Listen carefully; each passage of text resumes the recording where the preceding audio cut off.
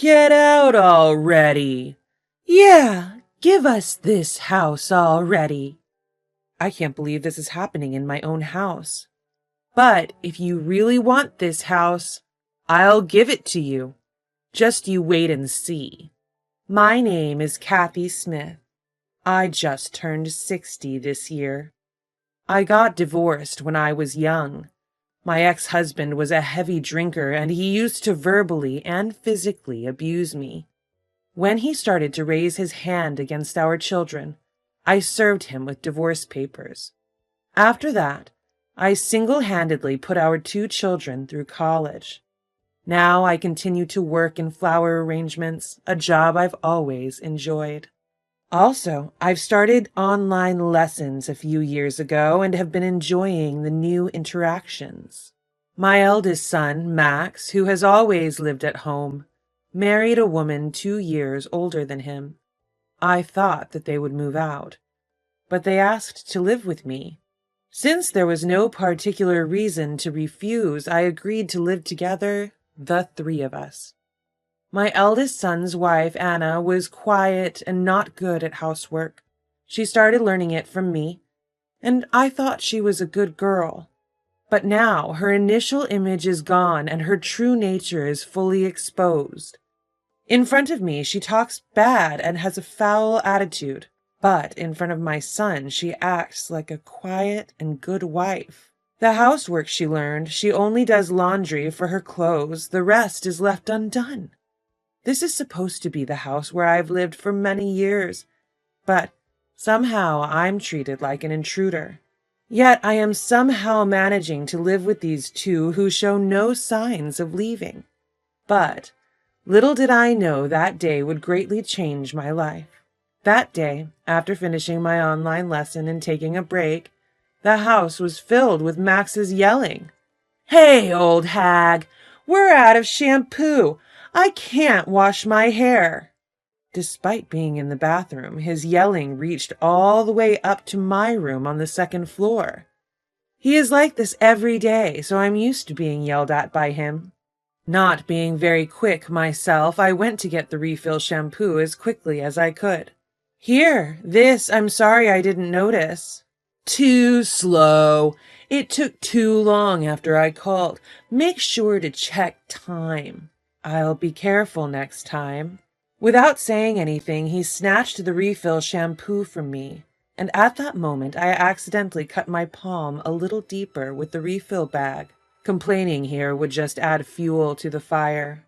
Sighing, I took a bandage out of my first aid kit. Then Anna called out to me. "What? You got hurt? You're so clumsy. It's almost dinner time. Isn't the meal ready yet? I'm hungry." "Oh, is it that time already? I'll start preparing right away. Would you mind helping out, Anna?" "Huh? Why do I have to cook too? I'm not helping, so hurry up and get it done." When she was about to go, Max got out of the shower. He seemed to sense the tension between her and me and interjected. "Anything happen? Don't tell me you were being nagged by the old hag." "No, nothing like that. She just asked me to help her with dinner because she got hurt." She started talking to him in a sugary voice, completely different from her previous attitude. I recognized this routine and resigned myself to what was about to happen. "So she forced you to help. Hey, hag, you know Anna can't cook, right? Are you kidding me with this?" "I didn't force her. I just asked if she could help.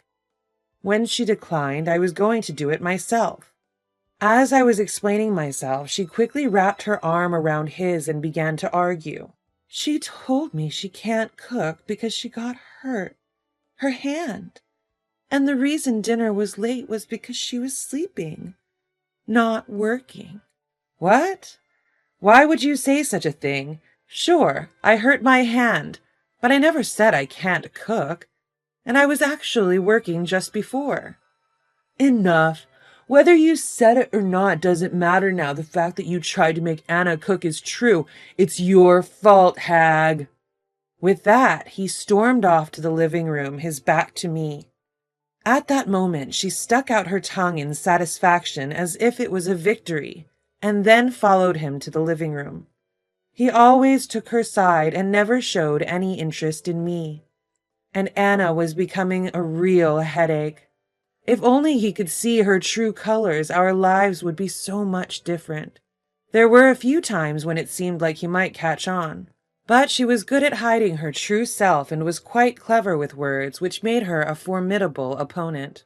One day, my biological daughter Lily brought her husband Jake Garcia over to visit. Jake, although younger than Lily, was very responsible and polite. I sometimes think he is too good for Lily, being a young man of such abilities, destined to climb the corporate ladder. "Welcome, both of you. Please come in." "Home, sweet home. Feels good to be back, Mom. Anything new?" Unlike Max, Lily is not prickly. She always brings a warm and gentle atmosphere around her. As I led Lily and Jake to the living room, I saw Max and Anna sprawled on the couch. As I was about to call out to them, Anna quickly sat up straight and began to fix her appearance. Then, with a fake smile, she began to talk to them in a suspiciously sweet voice. "Long time no see. Lily, you look more beautiful than ever. And Jake as handsome as always. Please sit down here." Anna then moved away from the couch she'd been sprawled on and headed toward the kitchen. Once Lily and Jake were settled and started chatting with Max, I followed Anna into the kitchen. Anna was in there preparing coffee for everyone but me. When I bent down to get some snacks from a lower shelf, she threatened me. "I didn't hear anything about them coming over. Are you messing with me?" "I did let you know, Anna. You just chose to ignore it." "Making excuses again. You'd better watch it." With that, she raised her hand, threatening to strike me. Just as I was preparing to shield myself, Lily walked in. "Mom, let me help. What's going on?" Anna hastily pulled back her hand. For the first time, I was taken aback as Anna was about to hit me. My daughter, Lily, moved closer to me, positioning herself protectively between us. "What on earth was that about? Surely, Anna, you weren't trying to hit my mother, were you?" "Of course not. I would never do such a thing. I saw something about to fall from the shelf, and I thought it was dangerous, so I was just trying to help, wasn't I, mother-in-law?" Yes, that's right. You saved me, Anna. Thank you. I'll take care of the rest of the preparations, so please, just relax. I'll take you up on that offer, then." With that, she returned to the living room. Despite her smiling face, her eyes showed no warmth. Recalling the coldness in her eyes and the near miss earlier, I felt a surge of fear grip me. Lily looked up at the shelf, her brow furrowed in an apparent confusion, but I was too consumed with fear to take much notice. Noticing my obvious distress, Lily rubbed my back gently. "Mom, it's okay. It's just us now, and I'll protect you while I'm here." Her words calmed me, the tension leaving my body. I was grateful Lily had come into the kitchen. If she hadn't, I'm sure Anna would have hit me. "Thank you. I feel better now." I managed a weak smile, but Lily saw through it. "Knowing you, Mom, you won't tell me even if I ask, but remember this, if you ever need help, don't hesitate to contact me. I'll be there for you any time." Lily's sincerity touched me, and I nodded in agreement. After that, nothing else occurred, and the rest of the day passed peacefully. Night fell quickly, and since it was getting late, Lily and Jake decided to head home after dinner. Anna offered to help prepare dinner, but Lily told her to relax and prevented her from interfering. Perhaps because Lily had witnessed her earlier behavior, Anna complied without complaint. With Lily's assistance, dinner preparations went smoothly. Working together in the kitchen, our conversation flowed freely. It was a pleasant change of pace, and for the first time in a while, I genuinely enjoyed myself. Once the meal was ready and we all sat down to eat, my eldest son praised the food. This is delicious, Lily. Your cooking is the best. Stop it. You're exaggerating. I'm blushing. But I'm not nearly as good as Mom. What are you talking about? Comparing your cooking to that hag's? Mom's cooking is awful. I'm just glad we get to eat a decent meal today. While he openly insulted me in front of everyone, only Anna simply smiled and nodded. Upon witnessing this, Lily and Jake stared at them with serious faces. The room went quiet until Lily addressed Max. I think you're misunderstanding something, bro. Mom did all the seasoning. No way, you're lying. I'm not. I just helped with the prep work and a few other things. He glared at me, perhaps feeling tricked. Anna's smile seemed strained, and I felt something bad was about to happen. That's when Jake, who had been quietly observing, decided to speak up. I can totally understand you make that mistake. My mother-in-law's seasoning is similar to Lily's, so it can't be helped, he exclaimed. Thanks to Jake, the tense atmosphere eased a bit. For a while, the conversation stalled, but Jake made an effort to steer it, telling fun stories and prompting everyone to talk. By the time we finished eating, the mood had returned to a cheerful one. After the cleanup was over and Lily and Jake left, a dreadful incident occurred. It was a time of fear reminiscent of my past with my ex-husband. Hey, you old hag, you really put me to shame today. My son snapped, spewing insults unlike his demeanor when Lily and Jake were present. There's no such thing as shame, you know, I replied. Max, I heard that she invited Lily and Jake over to get back at us. I overheard her and Lily talking, Anna chimed in. Anna, Lily and I didn't talk about such a thing, I protested. Shut up, you old hag. Anna wouldn't lie. Enough with your acting. He kicked me suddenly. I tumbled to the floor, paralyzed with pain. But his assault didn't end there. He approached me and kicked me repeatedly. Gasping for breath amid the pain, I was desperately trying to protect myself. All the while, Anna was watching this with a giddy smile. You're always useless, and it makes me sick, he yelled. He said more, but my consciousness was hazy, and I couldn't make out his words. Finally, he seemed satisfied and stopped kicking. Seeing my battered state, Anna burst into laughter. I remembered the terrifying days of domestic violence I experienced with my ex-husband and started crying out of fear. The sight of this only made them laugh even harder. What? Are you crying? I don't want to see old lady's crying face, you know. Right, Anna? Yeah, it's too hard to see. I wanted to leave this place as soon as possible, but my body wouldn't obey. Then they twisted the knife further. Pack your stuff quickly, old hag. Leave this house today. Isn't that a bit harsh? But perhaps she doesn't want to be here anymore. For a moment, my mind went blank. This house is under my name and filled with memories I've gathered over the years. I had never even considered leaving. You understand? Pack your things within an hour and get out. This is our house from today. Move quickly unless you want to be kicked again. I could only submit to his uncompromising words. In agony, I started packing. Tears wouldn't stop flowing during the packing because of my frustration. At the same time, a sense of fear for the future and anger towards them arose.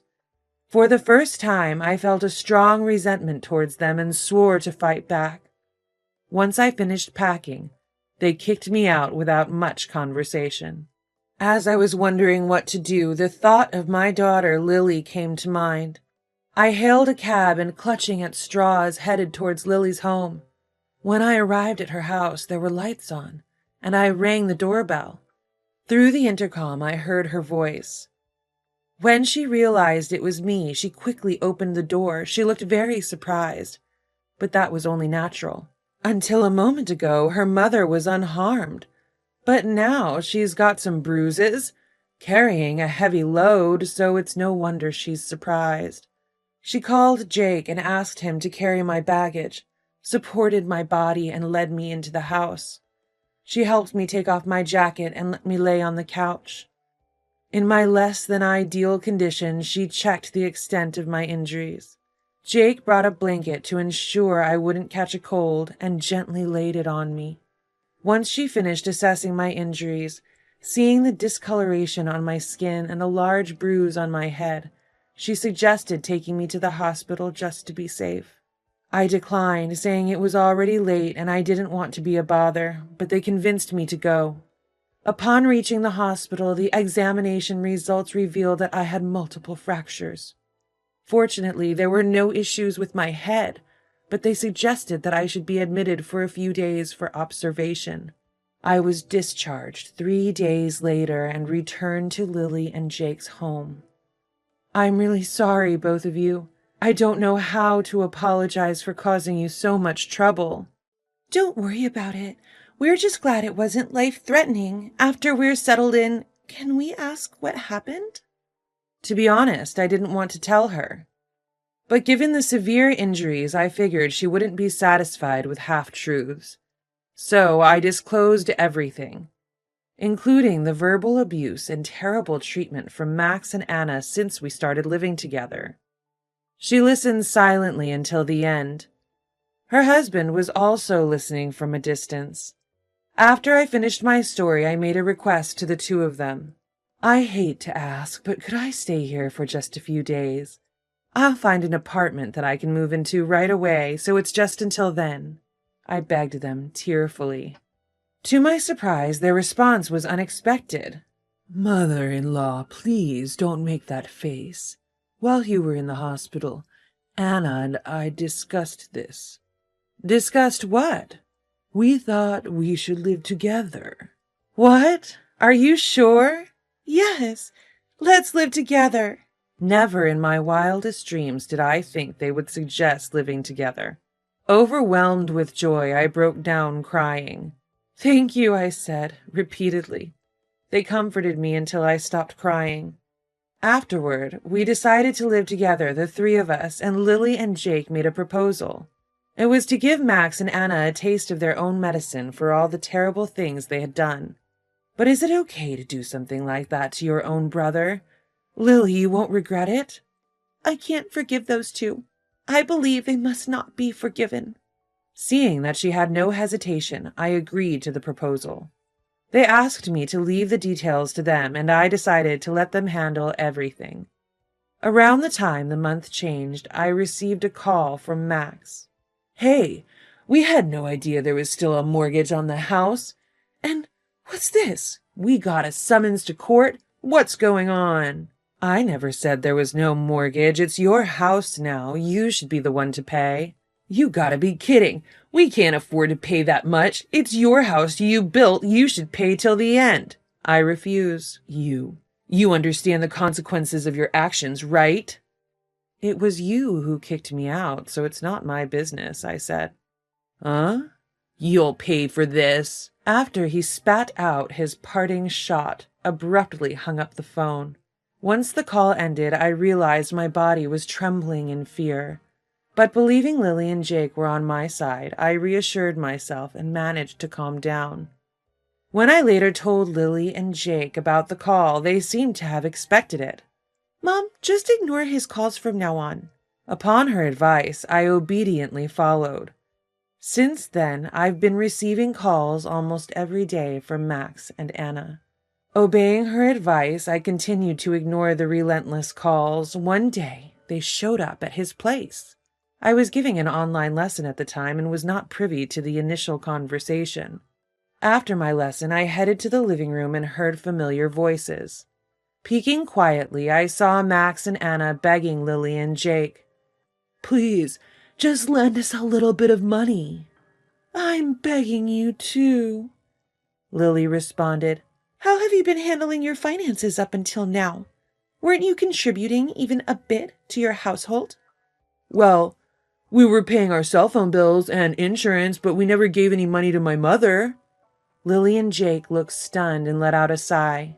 So, You're saying that Mom was covering all expenses, including utilities and food, and despite that, you treated her like a maid, verbally abused her, and eventually assaulted her and drove her out of her own house. We don't have a single cent to lend to people like you guys. What do you mean by verbal abuse and assault? Max hesitated, at which point Jake stepped in. I agree with Lily. When we found mother-in-law, she was in a terrible state.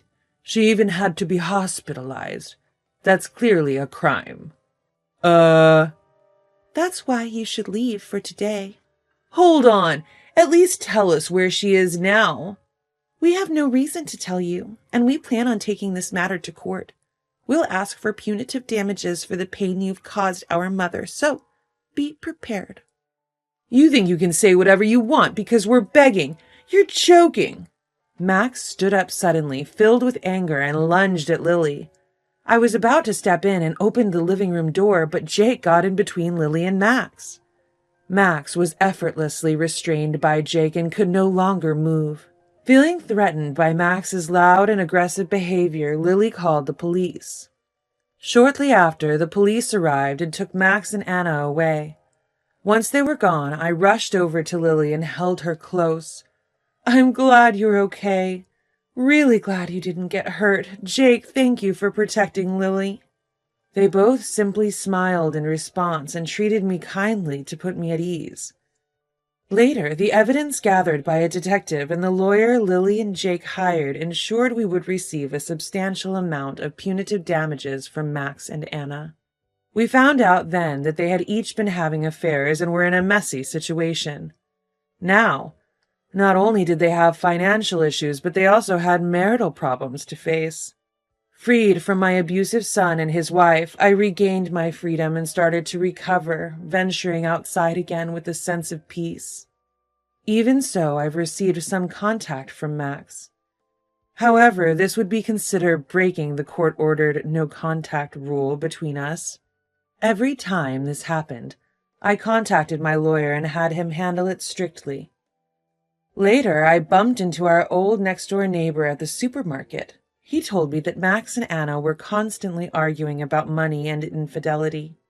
Anna's true nature became apparent, and that seemed to be the catalyst for their divorce. Since then, they've put their house up for sale. Now the story turns to my private investigator's findings.